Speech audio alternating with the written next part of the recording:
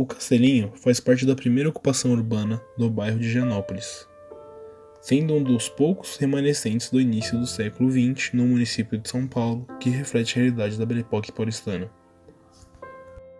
Era a casa da família César Reis, dona de um famoso cinema, o Broadway, na Avenida São João, que hoje não existe mais, e de terrenos e casas no nobre bairro do Pacaembu.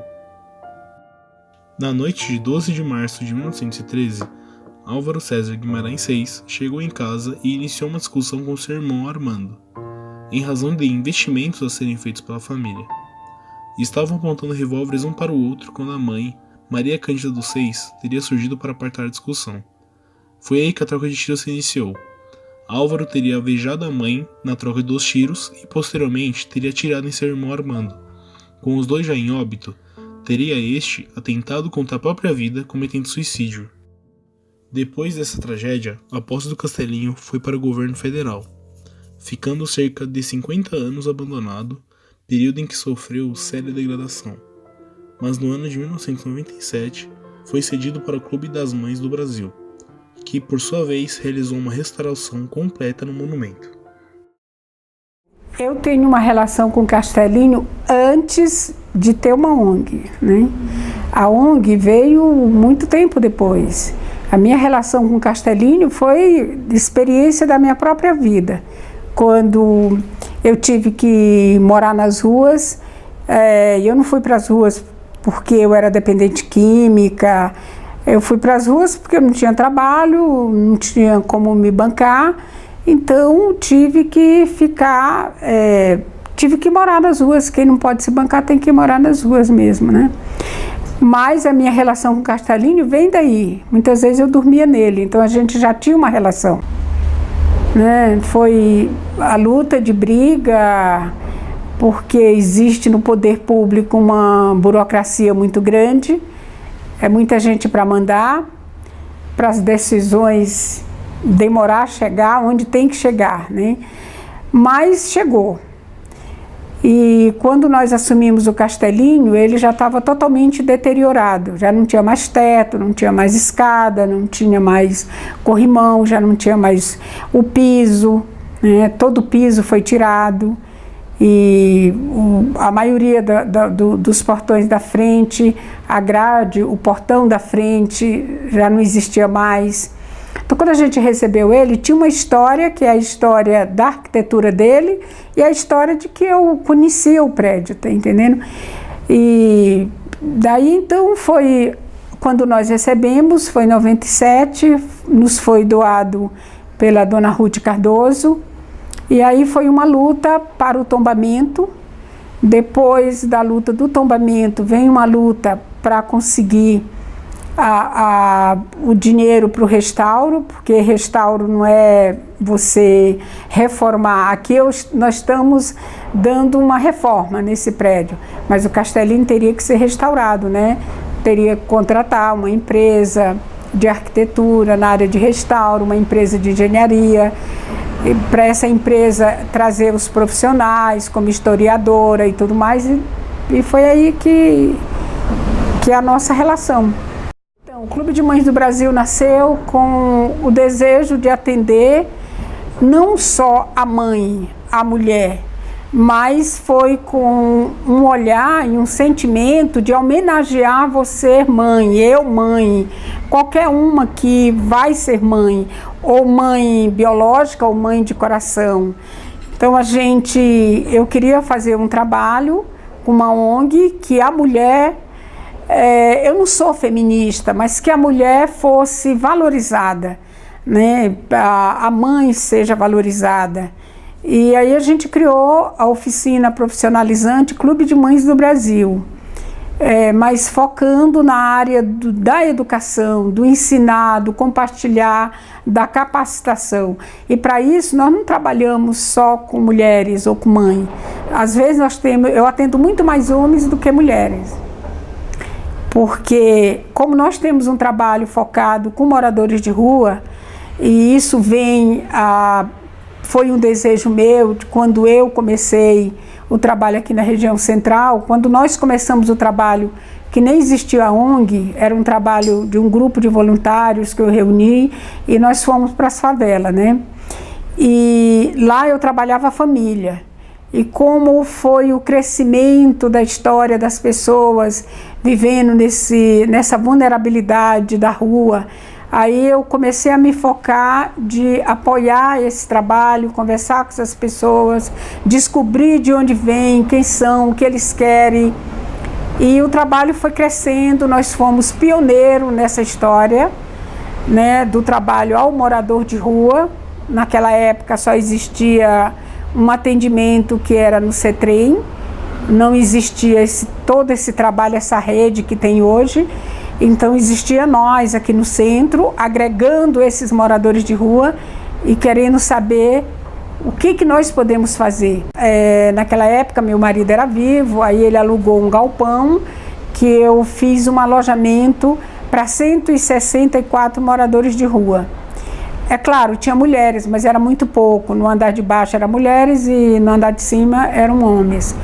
E aí eu fui buscar com o Senai um apoio para que a gente pudesse capacitar esse morador de rua.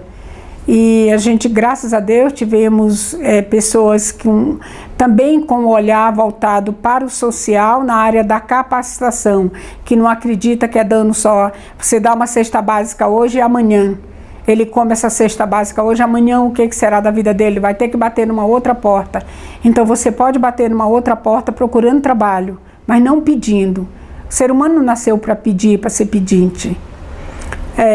E aí a gente teve o apoio do Dr. Carlos Moreira Ferreira, que naquela época era o presidente da Fiesp. Ele olhou, eu pedi uma audiência com ele, ele me concedeu, e ele olhou o projeto com muito carinho, e nós fechamos uma parceria, que dessa parceria de 96, começou antes do Castelinho, né? De 96 até no ano 2000, nós capacitamos mais de 73 mil pessoas. Isso é itinerante, nós tínhamos curso, canteiro de obra debaixo de ponte, debaixo de uma ave, ensinando as pessoas, né? E tínhamos diversas modalidades de curso de capacitação, com a certificação do Senai, que é o que nós vamos ter agora aqui na nossa casa, na área de costura, ter a certificação do Senai, e também vai ter na área da alimentação com a certificação do Senai, tá entendendo? Então foi um trabalho assim muito forte e empreendedor na vida dessas pessoas, e o Clube de Mães do Brasil tem essa visão, não é herdar, é ensinar, é compartilhar com a vida do outro, é fazer com que a outra pessoa se reencontre, saia do fundo do poço e realmente se reencontre para uma nova vida. Nós somos pioneiros na área de informática aqui, nós já chegamos a atender, só nesse prédio aqui nós temos mais de 1000 alunos, né, em parceria com o Senai. Hoje não, hoje nós ficamos mais na área da confecção, né, de dar cursos de corte e costura, e também na área do reaproveitamento do alimento. Nós temos um projeto com as crianças, que esse é o meu sonho, né?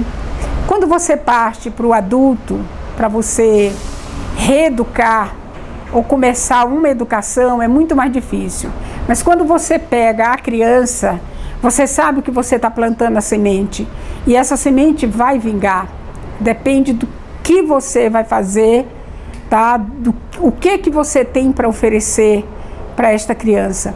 Então nós temos um projeto aqui com criança do Colégio Conselheiro Antônio Prado. A nossa capacidade é de atender 60 crianças, são 30 de manhã e 30 à tarde. Elas vêm do ensino fundamental.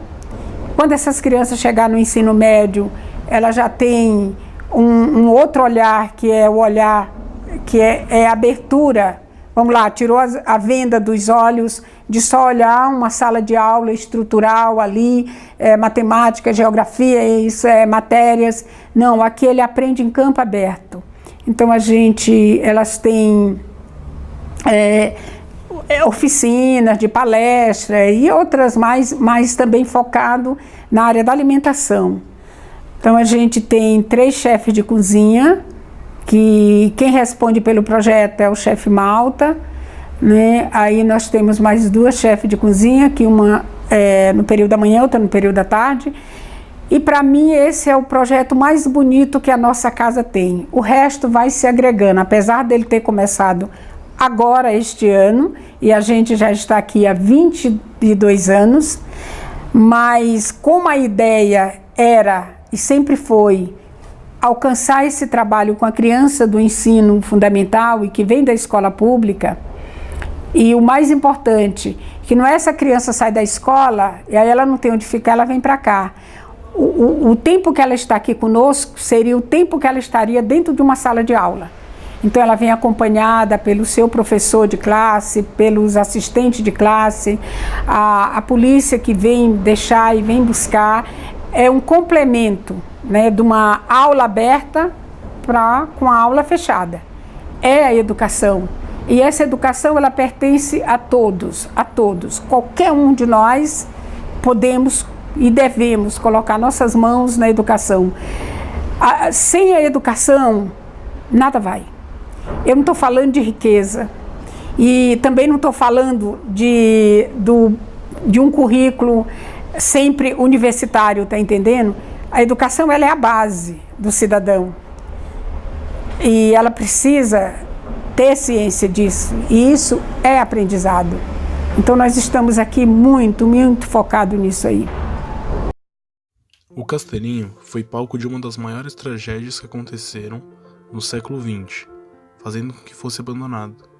Mesmo sendo destruído e abandonado por causa da tragédia, hoje foi reconstruído pelo Clube de Mães do Brasil, que tem o objetivo que pessoas que passaram por tragédias não se destruam, sejam abandonadas.